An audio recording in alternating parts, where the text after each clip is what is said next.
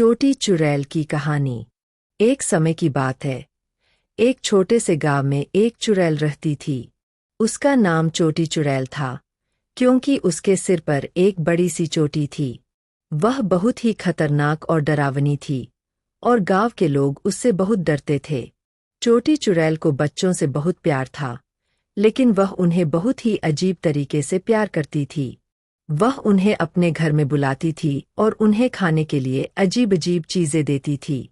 बच्चे उसके घर में जाने से बहुत डरते थे, लेकिन चोटी चुड़ैल को उन्हें अपने घर में बुलाने में बहुत मजा आता था। एक दिन गांव के एक बच्चे ने चोटी चुड़ैल के घर में जाने का फैसला किया। वह बहुत ही साहसी था और उसने सोचा कि वह चोटी चुड़ैल के घर में जाकर देखेगा कि वह वास्तव में कितनी खतरनाक है। जब वह चोटी चुड़ैल के घर में पहुंचा, तो उसने देखा कि वह बहुत ही अजीब और डरावनी थी। उसके सिर पर एक बड़ी सी चोटी थी और उसकी आंखें बहुत ही बड़ी और डरावनी थीं।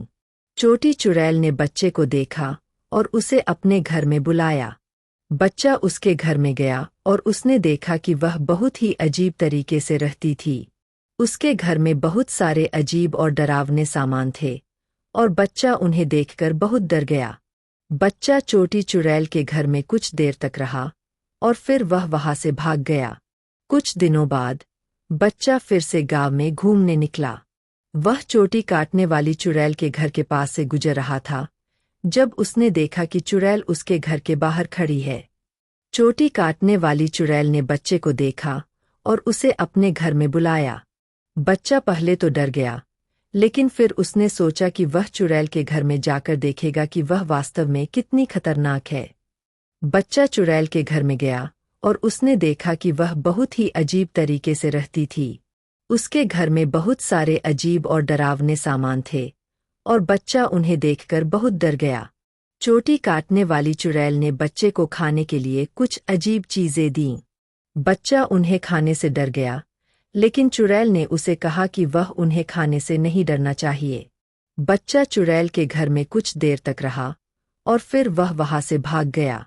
वह बहुत ही डर गया था और उसने सोचा कि वह कभी भी चोटी काटने वाली चुड़ैल के घर में नहीं जाएगा।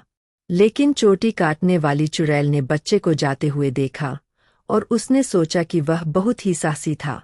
वह बच्चे को पसंद करने लगी और उसने सोचा कि वह उसे फिर से अपने घर में बुलाएगी। इस बार चोटी काटने वाली चुड़ैल ने बच्चे को एक विशेष उपहार देने का फैसला किया।